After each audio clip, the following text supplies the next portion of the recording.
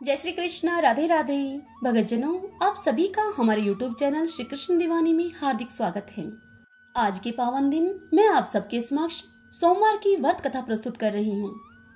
सर्वप्रथम इस व्रत की विधि आपसे बताती हूँ। सोमवार का व्रत साधारणतया दिन के तीसरे पहर तक होता है। व्रत में फलाहार या परायण का कोई खास नियम तो होता नहीं है, किंतु यह आवश्यक है कि दिन रात में केवल एक समय ही भोजन करें। सोमवार के व्रत में शिव जी पार्वती जी का पूजन करना चाहिए। सोमवार के व्रत 3 प्रकार के होते हैं: साधारण सोमवार, सौम्य प्रदोष और 16 सोमवार। विधि तीनों की एक जैसी है।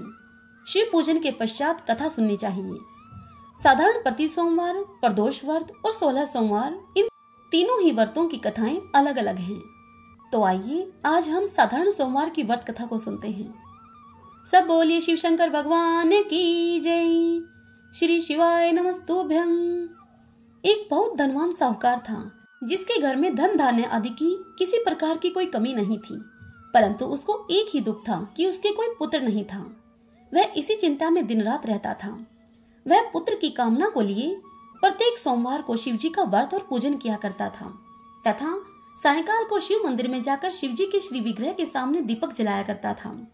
उसके इस भक्ति भाव को देखकर एक समय श्री पार्वती जी ने भगवान शिव जी से कहा कि महाराज, यह साहूकार आपका अनन्य भगत है और सदैव आपका व्रत और पूजन बड़ी श्रद्धा भाव से करता है। इसकी मनोकामनाओं को आप पूर्ण कीजिए। तब शिव जी भगवान ने पार्वती से कहा कि हे पार्वती, यह संसार कर्म क्षेत्र है। जैसे किसान खेत में जैसा बीज बोता है वैसा ही तो फल काटता है, उसी प्रकार इस संसार में जो जैसा कर्म करते हैं वैसा ही फल भोगते हैं। पार्वती जी ने अत्यंत आग्रह से कहा कि महाराज, जब आपका यह अनन्य भगत है और यदि इसको किसी प्रकार का दुख है तो आपको उसे अवश्य दूर करना चाहिए, क्योंकि आप सदैव अपने भक्तों पर दयालु होते हैं और उनके दुखों को आप दूर करते हैं। यदि आप ऐसा नहीं करेंगे तो मनुष्य आपकी सेवा तथा व्रत कैसे करेंगे और क्यों करेंगे। देवी पार्वती का यह आग्रह देखकर भगवान शिव उनसे कहने लगे कि हे पार्वती, इस साहूकार के कोई पुत्र नहीं है, इसी चिंता में यह अत्यधिक दुखी रहता है। इसके भाग्य में पुत्र न होने पर भी मैं इसको एक पुत्र की प्राप्ति का वर देता हूँ, परंतु यह पुत्र केवल 12 वर्ष तक जीवित रहेगा। इसके पश्चात वह मृत्यु को प्राप्त हो जाएगा। इससे अधिक मैं इसके लिए और कुछ नहीं कर सकता। भगवान शंकर और माता पार्वती का यह संवाद वह साहूकार भी सुन रहा था। इससे उसको न कुछ प्रसन्नता हुई और न ही कुछ दुख हुआ। वह पहले जैसा ही शिव जी भगवान की व्रत और पूजन करता रहा। कुछ काल बीत जाने पर साहूकार की स्त्री गर्भवती हुई और 10वें महीने उसके गर्भ से एक अति सुंदर पुत्र की प्राप्ति हुई।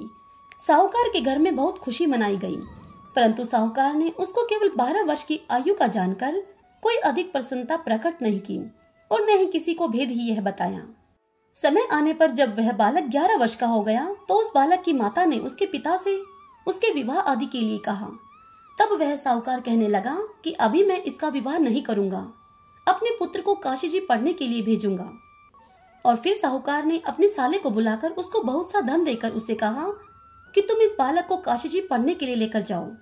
रास्ते में जिस स्थान पर भी तुम रुको वहां यज्ञ कराते और ब्राह्मणों को भोजन कराते जाना।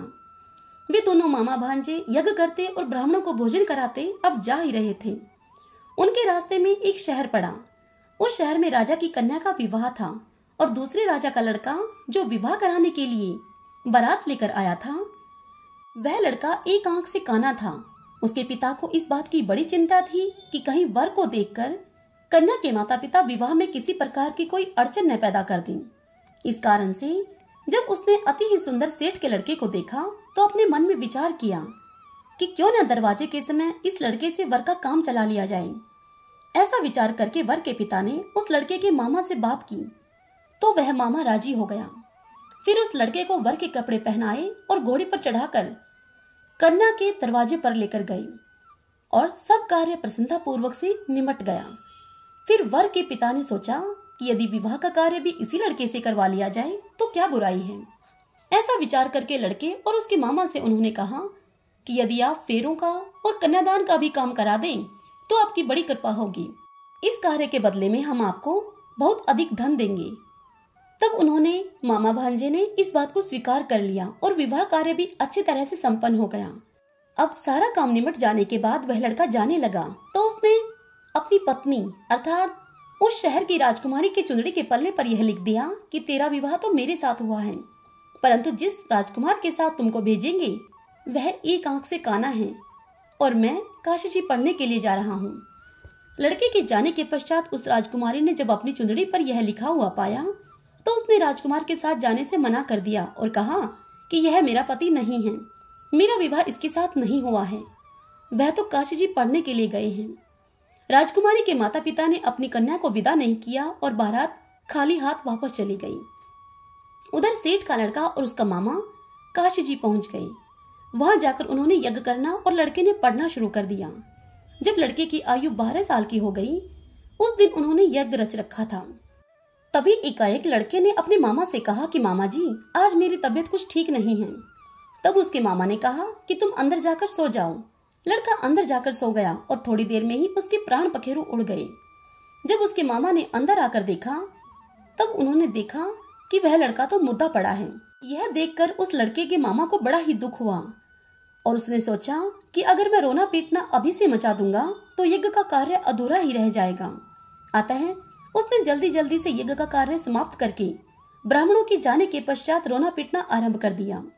संयोगवश भगवान शिव और माता पार्वती भी वहीं से जा रहे थे। जोर जोर से रोने की आवाज को सुनकर माता पार्वती भगवान शिव से कहने लगी कि महाराज, कोई दुखिया रो रहा है, इसके कष्ट आप दूर कीजिए। तत्पश्चात भगवान शिव और माता पार्वती वहां पर आए और उन्होंने देखा कि वहां तो एक लड़का मुर्दा पड़ा था।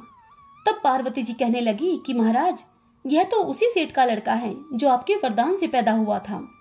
तब शिव जी कहने लगे कि हे पार्वती, इसकी आयु इतनी ही थी, सो ये भोग चुका। तब पार्वती जी कहने लगी कि महाराज, इस बालक को और आयु दो, नहीं तो इसके माता पिता तड़प तड़प कर मर जाएंगे। पार्वती जी के बार बार आग्रह करने पर भगवान शिव ने उसको जीवन दान दे दिया और शिव जी महाराज की कृपा से वह लड़का पुनः जीवित हो गया।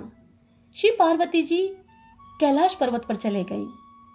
तब वह लड़का और मामा उसी प्रकार यज्ञ करते ब्राह्मणों को भोजन कराकर अपने घर की ओर चल पड़े। रास्ते में उसी शहर में आए जहां पर उस लड़के का विवाह हुआ था। वहां आकर उन्होंने यज्ञ का कार्य प्रारंभ कर दिया तो उस लड़के के ससुर ने उसको पहचान लिया और अपने महल में ले जाकर उसकी बड़ी ही खातिरदारी की।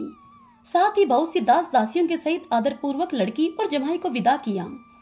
जब वह लड़का अपने शहर के निकट आया तो उसके मामा ने कहा कि मैं पहले तुम्हारे घर जाकर खबर करके आता हूँ। जब उस लड़के के मामा घर पहुंचे तो लड़के के माता पिता घर की छत पर बैठे थे और उन्होंने यह प्रण कर रखा था कि यदि हमारा पुत्र सकुशल लौट कर नहीं आया तो हम यहीं से छत से गिरकर ही अपने प्राण खो देंगे, और यदि राजी राजी अपने घर को आ गया तो हम खुशी खुशी नीचे उतर आएंगे। इतने में उस लड़के के मामा ने आकर यह समाचार उन्हें सुनाया कि आपका पुत्र आ गया है। यह सुनकर उन्हें विश्वास ही नहीं हुआ। तब उसके मामा ने शपथ पूर्वक यह बात कही कि आपका पुत्र अपनी पत्नी के साथ बहुत सारा धन लेकर आया है। तब सेठ ने आनंद के साथ उसका खूब स्वागत किया और बड़ी प्रसन्नता के साथ सब मिलकर रहने लगे। इसी प्रकार से जो कोई भी सोमवार के व्रत को धारण करता है अथवा इस कथा को पढ़ता है या सुनता है, उस मनुष्य की समस्त मनोकामनाएं पूर्ण होती हैं। सब बोलिए शिव शंकर भगवान की जय। ओम नमः शिवाय।